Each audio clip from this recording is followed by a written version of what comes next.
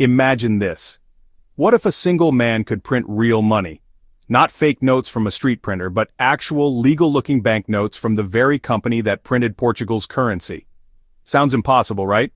Well, in the 1920s, Artur Virgilio Alves Reis did exactly that. His scam was so big it shook an entire nation's economy and even helped topple the Portuguese government.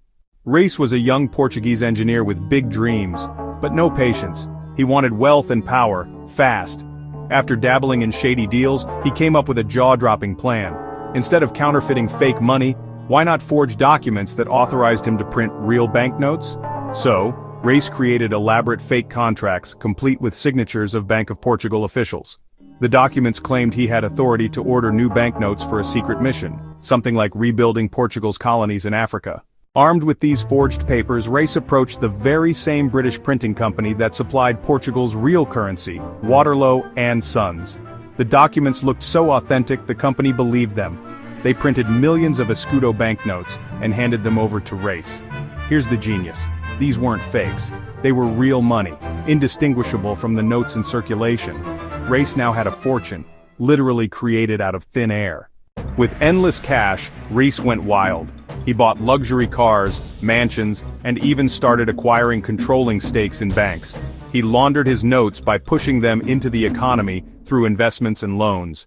At one point, he controlled so much money that he nearly took over the Bank of Portugal itself, the very institution he had tricked. Imagine the irony. The con man almost became the banker-in-chief of the nation. But eventually suspicions grew. People noticed strange surges of new notes flooding the economy. Inflation rose and whispers spread. Investigations uncovered the impossible truth. The extra money was not authorized by the government. It was secretly ordered by one man, Artur Virgilio Alves Reis. The scandal exploded in 1925. Portugal's economy destabilized, confidence in the government collapsed, and political turmoil followed. Many historians say this crisis paved the way for the fall of the First Portuguese Republic and the rise of dictatorship. Reis was arrested in 1925. His trial became legendary. He even defended himself with shocking boldness. In the end, he was sentenced to 20 years in prison. He served time until the 1940s, and later lived quietly until his death in 1955. But his scam still stands as one of the boldest financial frauds in history.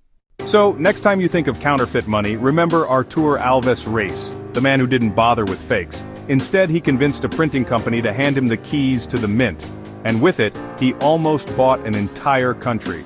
For more such interesting historical financial events, do subscribe to Fellow Investors.